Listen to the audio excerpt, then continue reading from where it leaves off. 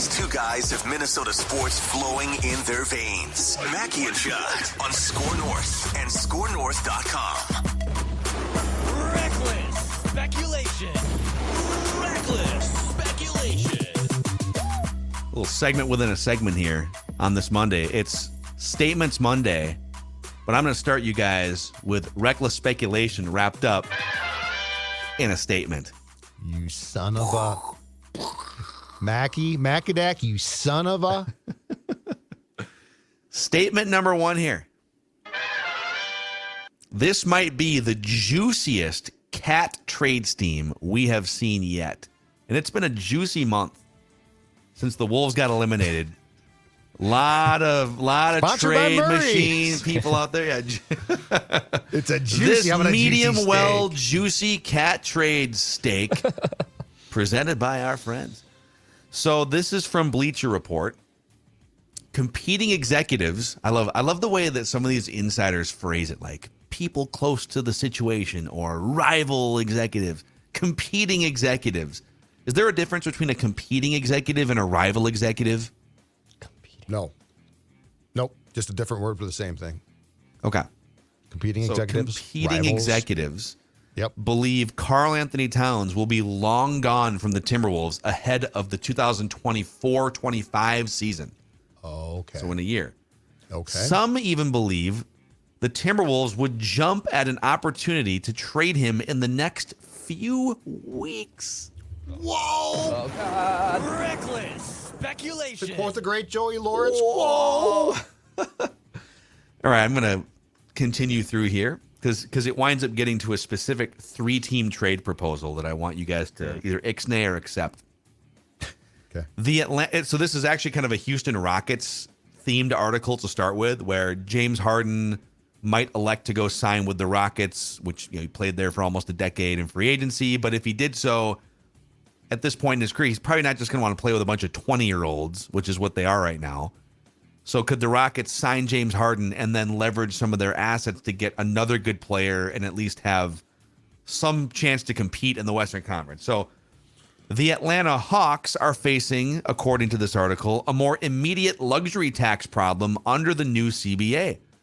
With their payroll projected to be $172 million and $16 million in luxury taxes, and even more if players hit various incentives, the Hawks are believed to be looking for a home for John Collins, but some whispers. Hold on. Hey, Hawks. Hey. Are you there, Hawks? Hey, psst. Hey, really quick. Dominic Wilkins. Hey, are you up? TBS. Hawks, are you up? Can I come over? You're there. Some whispers abound that the DeJounte Murray situation could be coming to an end, and he could be had in the right deal. So if you guys remember, before I get to the actual trade proposal, the Timberwolves tried very hard a year ago, reportedly, to land DeJounte Murray in a trade with the Spurs. And then that wound up not happening, and then they moved on to Rudy Gobert.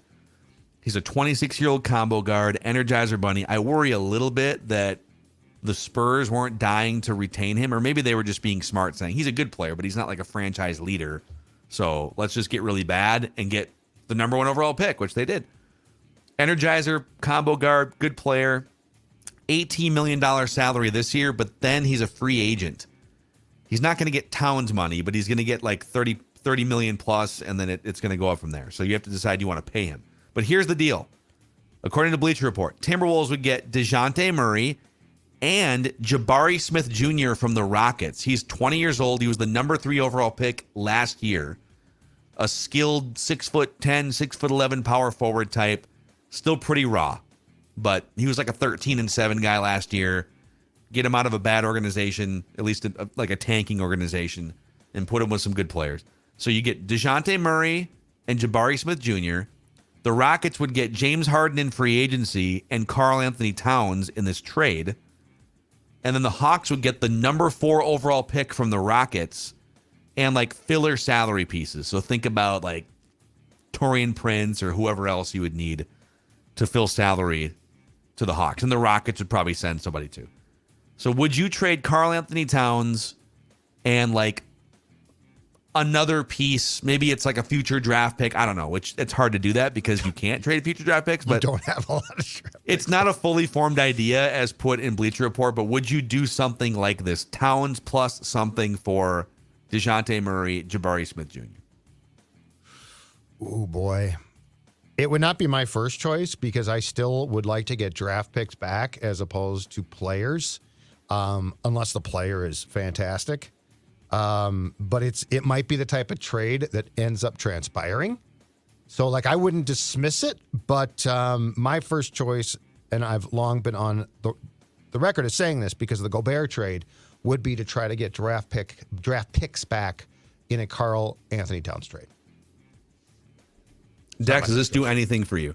I liked DeJounte Murray a lot. I liked that idea from last year. Yeah, I'm fine with this. I would love to recoup some of the draft picks that you lost, but again, you're not going to get them all back. Like let's just come to the terms of that. Those draft picks are mostly gone. Maybe get one or two back, or maybe you can find your way back into the first round through some swaps or however the NBA can want to finagle it. But I would probably do this trade. I'd be okay with this trade if it did go down. Yeah, I'm only like the draft picks don't matter to me unless we're talking number 3 overall pick and scoops.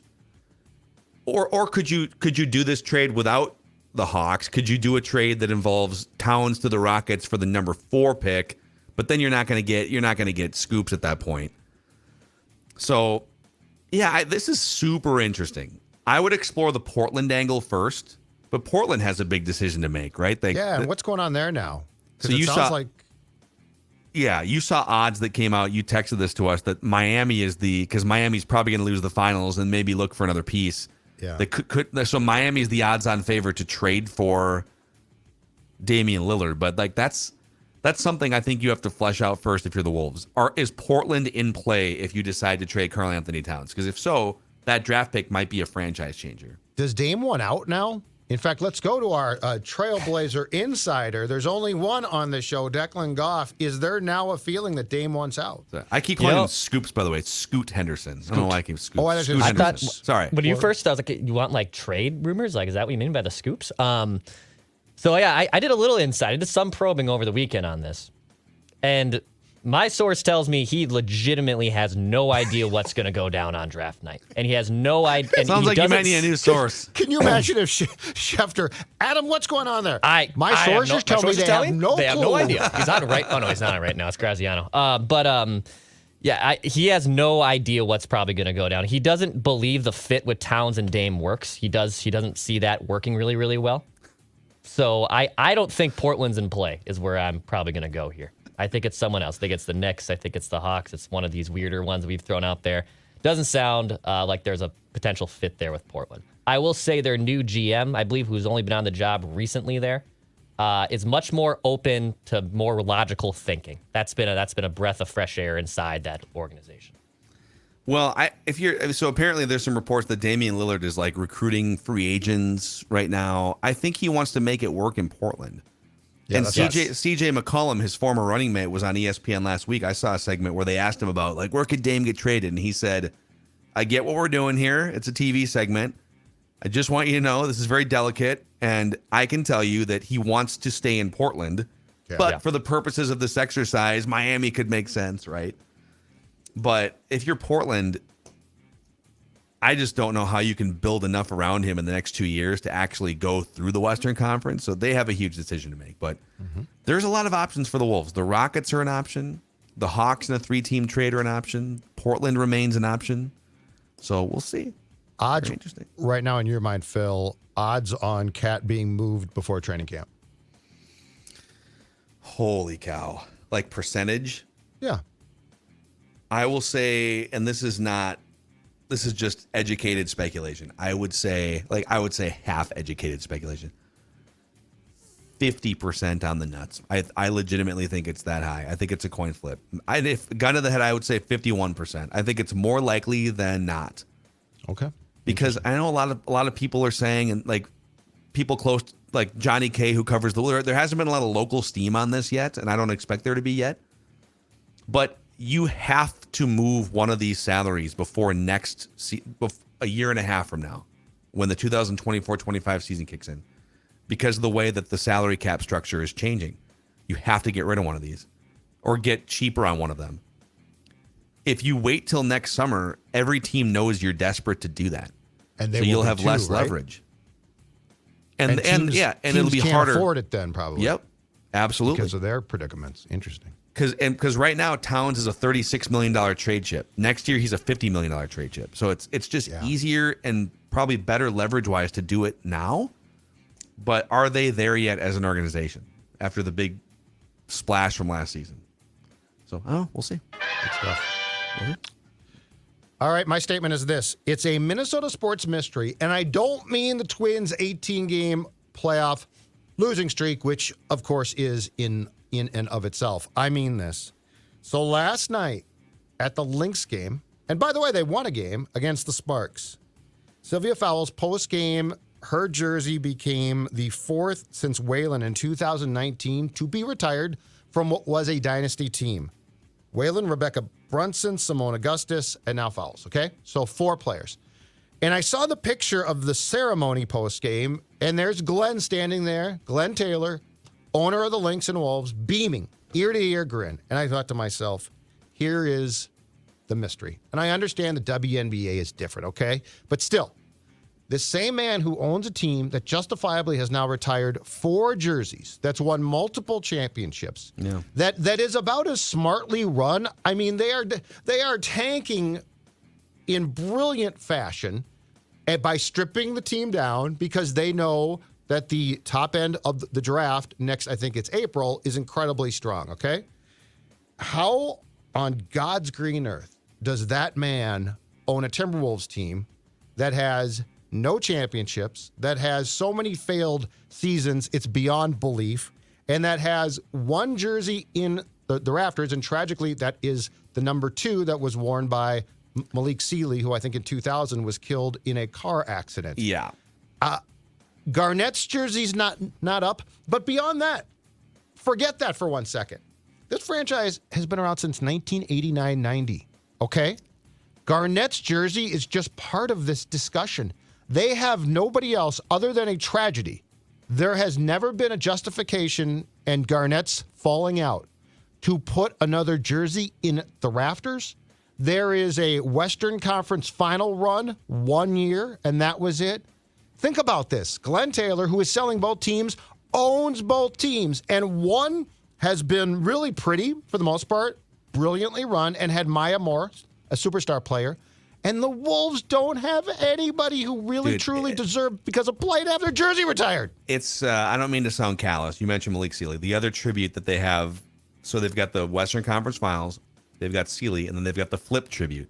Yeah. So they literally have a Western Conference Finals banner and then 2 tributes to dead people.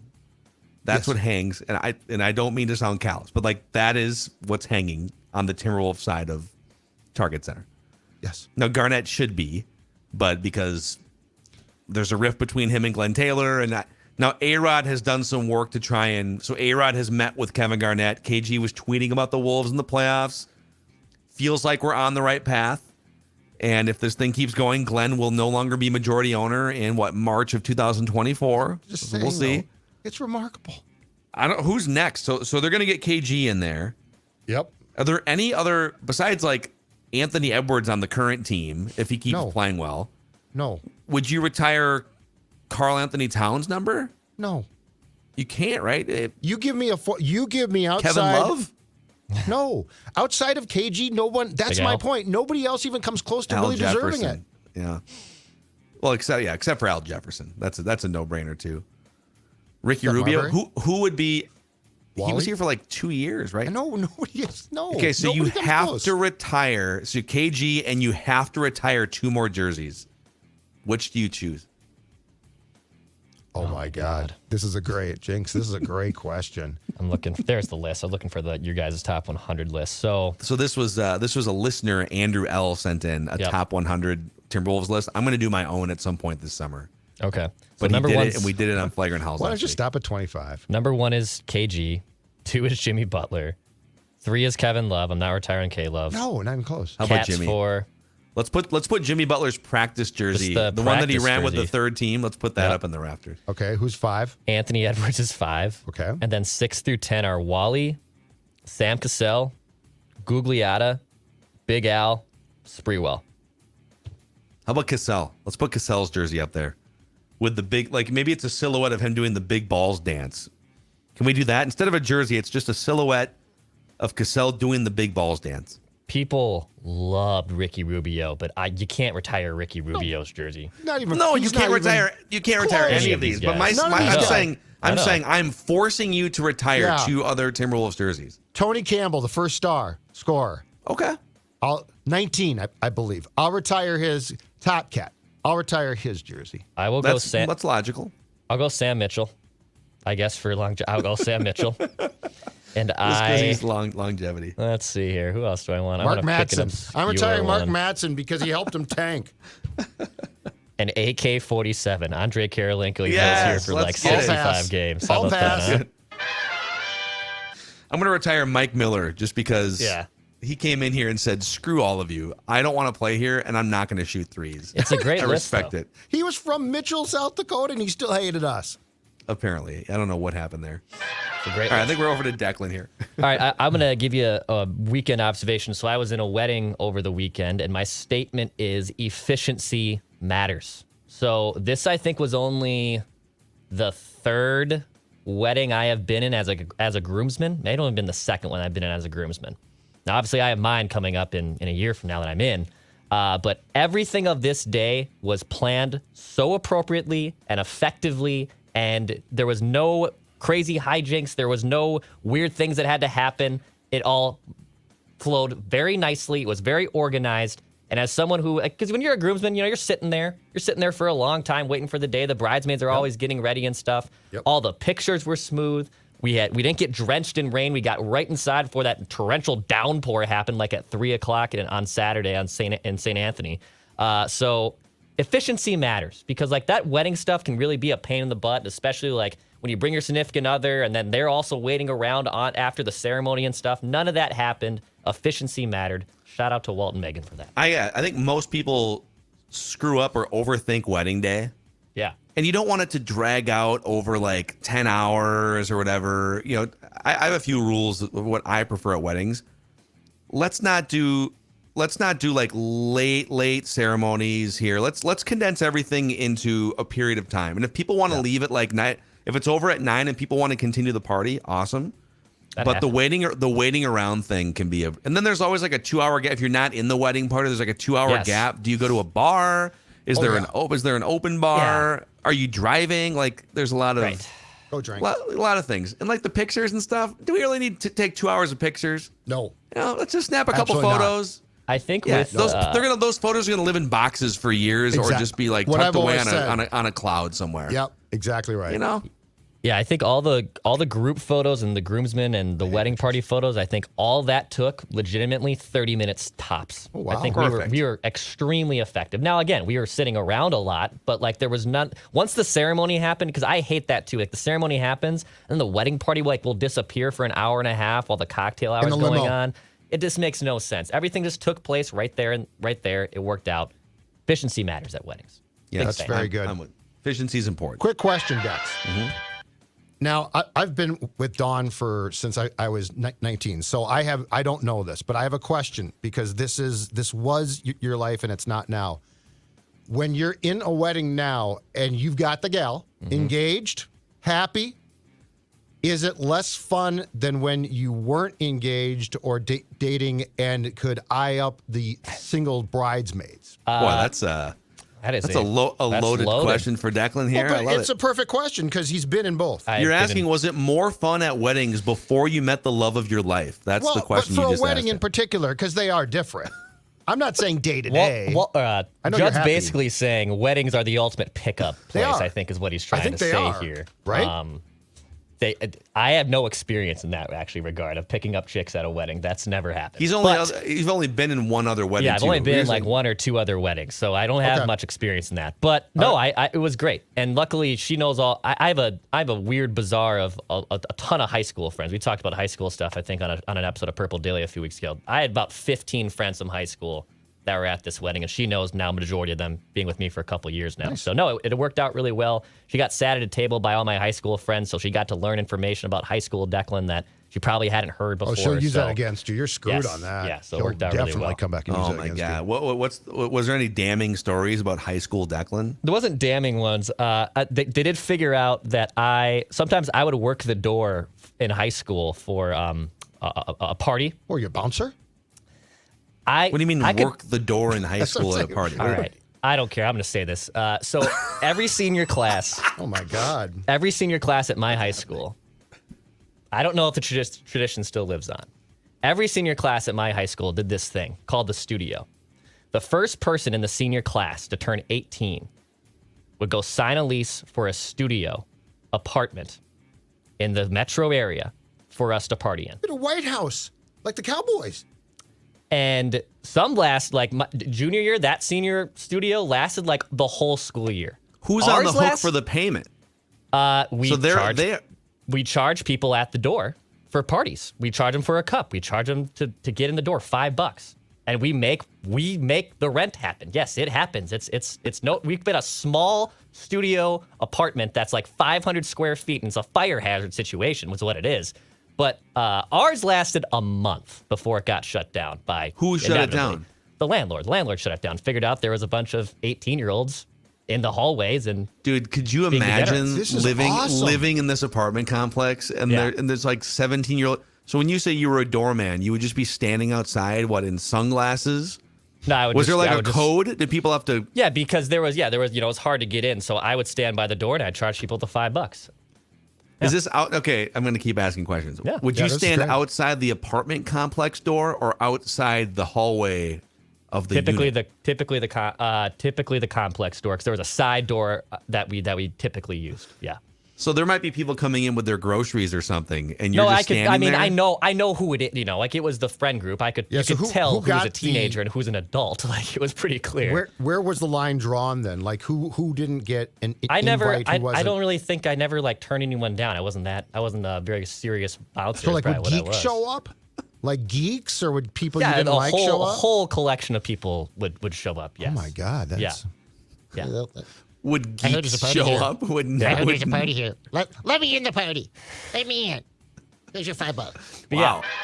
Yeah, so she got to learn about high school Declan in that regard, and figured out that they wanted everyone to remind him that my teeth are fake. These front four, which she knew. She knew my front. That's not that great a thing. Yeah, that's what I said too. I said, the party house. There's awesome. photos of you like before you got the teeth. Yeah, so it exists. I've gained respect for you from the party house. Thank you. By the way, you and Chad Greenway both cleaned up your front teeth game. So Chad Greenway played 1 year with the Vikings, tore his ACL, but cashed the signing bonus of a first-round pick. Came back the next year with $20,000 choppers. Yeah, Joppas. nice teeth. I think Aaron Judd did the same thing too, because when he first came up, those teeth weren't as pearly and straight as they are now, as the boy of New York. No. Okay, since we're telling embarrassing stories here, all right, my next statement is I had an embarrassing situation at a golf establishment that shall remain nameless here. Hopefully we bring them on board after I come back and work with them again. But so long story short, about 3 years ago during the pandemic, I decided, hey, I shoot like 93, 95. I break 90 once in a while. That's been my golf game for like 15 years. I'd love to get better. I want to get some more leg in my swing, get some more distance, right? Just like have a swing that's a little bit more honed. And so I started watching YouTube videos and I started trying to fix my swing myself watching YouTube videos. And I gravitated enough away from my old swing to where I'm building this new swing, but I never like played enough to get used to the new swing. So what's been happening the last 3 years, I've just been like stuck between two swings. And sometimes I'm great. Sometimes I'm shanking everything. It's just like wildly inconsistent. There's some days on the range where you look and say, oh, wow, Mackey can really hit a golf ball. And then there's other days like last Thursday. My brother-in-law got me a gift card to get a club fitting at a local establishment. So I'm going to go and like get my clubs customized, fit, length, everything, knock some strokes off my game. But you have to go in there for like 2 or 3 hours to do your whole bag. And they have to get a certain level of like consistency with your shot and your swing plane and stuff. And so, again, I haven't played a full round of golf in probably 2 years. Got to get to the Meadows at some point. I go in there. I'm a little nervous, and I told him, "Hey, listen, it's been a while since I've like played consistently, so let's do a few warm-up swings." He was super cool about it. Super cool about it for the first like 15 minutes. And I would hit one kind of down the middle, and then I'd shank two. And then I'd hit one down the middle, and then I'd like shank two more. And then I start getting a little uneasy, like, oh man, am I wasting your time here? He was super cool. 10 more minutes. Now we get like 30. I'm more like 30 or 40 minutes into this thing, and I am just like mortified. I don't know. Am I supposed to continue forward? I can't hit a golf ball. And he stops me, and he goes, "Hey man, you know what some guys will do is they'll just go get a lesson or maybe a couple lessons, and then once you kind of find like a consistency with hitting a golf ball, then maybe you can like come back, and it'll just probably be a better exercise if you do what some other people do." And I'm like, "Are you telling me to stop doing the club fitting and go get lessons?" He goes, "Yeah." Wow.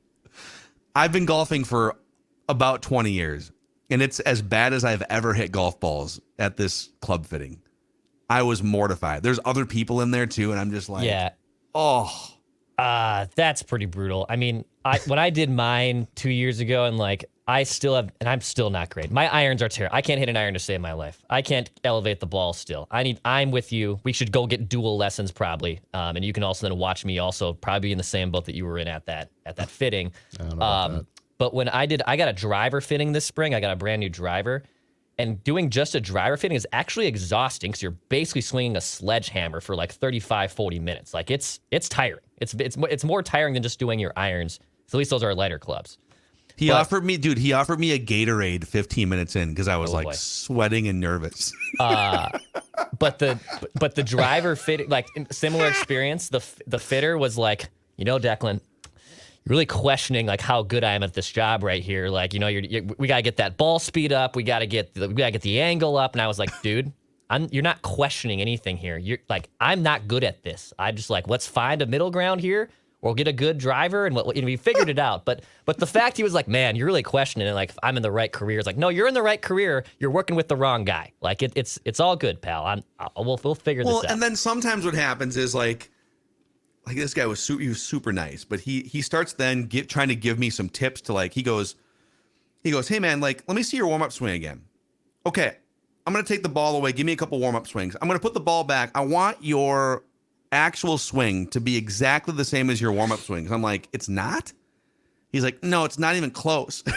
Oh my God. How old was this guy? Like your age? He's probably like, I don't know. I'm 38. He's probably 29, 30 years old, something like that. But he had, I think sometimes with golf instructors too, and he's an instructor, but his job wasn't to instruct me. I wasn't there for lessons. I was there to like use the TrackMan and get a club fitting. And I think so he was kind of exasperated that like, why am I giving you lessons, dude? If you're not good enough for a club fitting, why are you in here? But what happens sometimes is golf instructors, they know what to do. They're like, you want to make sure like that your hands are in this position when you take the club back and yours are kind of in this position. So if you can just put them in this position instead. And I'm like, yeah, but how? Just do it, man. Just do it. He was David Popkins. Dude, just hit a bomb, man. Just hit the ball, Carlos. Just hit it to the ball. gap. Hit it to the gap. Let's go. Come on. So it wound up being, we both agreed cordially, maybe you should go brush up on your game a little bit before you come in here and waste everyone's time with a club fitting. Where does that rank among, does that get into the top 5 of the most embarrassing things you've experienced? No. Okay. Like ever? No. Yeah. I don't think so. Dude, I almost crapped myself in downtown Chicago 10 years ago after Francisco Liriano's perfect game. Yeah, or not perfect game. Imperfect no-hitter, I should say. But you didn't. Like, if it'd be different if you had in the cab, but you didn't, like, at least go through the whole thing. I left. I went out. I was out there covering the Twins beat for 1500 ESPN. And after the game was over, and Liriano walked the entire lineup, but threw a no-hitter. Yeah. And then got DFA'd or traded or something later that year, if I remember right. And so me, Lavelle, Rhett Bollinger, whoever the beat writers were at the time, went to Mother Hubbard's Sports Bar. I can't remember because we were at Comiskey, so we probably took a cab or something. It's like midnight, and we were there until about 2:00 in the morning, and I had beer, I had wings, I had a patty melt, I had tater tots, like the most explosive things you could put into your already questionable stomach. Yeah. And I knew this is in the early days of GPS where you could pull up the map on your phone, but if there was a bunch of people with cell phones in the area, it would sometimes not. So I knew that I was 4 blocks away from my hotel, and the bar closes. And a lot of those bars are just closing at 2:00. Some stay up until 4, but on this particular street, they were all closed. So it's 2:00. We're getting kicked out. And I walk 2 blocks in the direction I think the hotel is in, and my stomach drops. Just. Yeah, it's bad. Bad feeling when that happens. And I'm like, oh, God, I am on a timer right now. This is bad. So I pull up. I better just map it to make sure. I don't know if I'm going in the right direction. And my map starts scrambling. It like can't find where I am. I was trying to find the Swiss hotel, which if it gives you an area of where that is. And I don't know if I'm going in the right direction. So I'm just lost, and my GPS won't work. And my stomach is counting down from I probably have 2 minutes. I'm like, oh my God. I'm now thinking, are there any alleyways? Are there any like potted plants by tree? Like, what's the worst case scenario? Yep. And I'm panicking, and I see a cab, and I go up to the cab. The cab was off. It's the only cab I saw. Car turned off. He's sleeping. He's like taking a nap in his driver's side seat. I tap on the passenger side window in a panic, and he opens the window. It doesn't say anything. He just opens the window and looks at me. And I said, "Can you get me to the Swiss hotel?" And he unlocks the door, and I get in. I sat in the front seat, by the way. I was so like, get out. Yeah.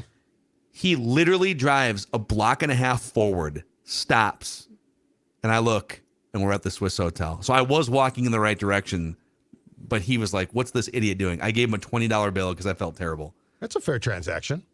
And have you ever seen like the Tom Cruise where he slides in like in the socks in the movie? Risky Business. Yeah, Risky Business. Yeah. He slides into the frame. That was me sliding into I was on the 28th floor, by the way, if I remember correctly. Oh, no, you've got longest you didn't go elevator lobby? ride of my life. I didn't know where the lobby bathroom was or if it was open. And I didn't want to waste precious time looking for it, or I would have been screwed in the lobby. I would have been screwed. Nice. Oh, boy. Woo. It was like, all right. I don't want to explain any further, but it couldn't have been any closer of a buzzer beater. I get the idea. Like the NBA officials would have reviewed this for a half hour to see, did he get the trousers off in time? Were you paying attention with 8 seconds left? That's my question. Yep. Because if you were, was he looking at that? That's a strike. So no, that was not one of the 5 most embarrassing moments of my life, but that would be fun to count those down for us at some point. Yeah. All right. Anyhow, all right, I think that's the end of Statements Monday here. On that note, I'm all good. We'll see you guys tomorrow on Minnesota Sports with Mackey and Judd.